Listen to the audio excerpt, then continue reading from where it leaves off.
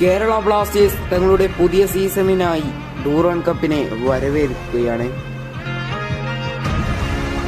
ആദ്യ മത്സരത്തിൽ തന്നെ എതിരാളികളായി വരുന്നത് മുംബൈ സിറ്റി FC-യുടെ റിസർവ് ടീമാണ്. അതുകൊണ്ട് തന്നെ കാര്യമായ നീക്കങ്ങളൊന്നും നടത്താതെയാണ് കേരള ബ്ലാസ്റ്റേഴ്സ് കളിക്കളത്തിലോട്ട് ഇറങ്ങുന്നത്. എന്നാൽ കളിയുടെ ആദ്യത്തെ 30 മിനിറ്റും ബ്ലാസ്റ്റേഴ്സിന് ഒന്നും ചെയ്യാൻ പറ്റാതെയായിരുന്നു. കളിയുടെ 36-ാം മിനിറ്റിൽ മൊറോക്കൻ സൂപ്പർ താരം നോഹ സദോയിന്റെ കാലിൽ നിന്നും ഒരു വെടിയുണ്ട മുംബൈ സിറ്റി FC-യുടെ ഗോൾ വലർന്നു.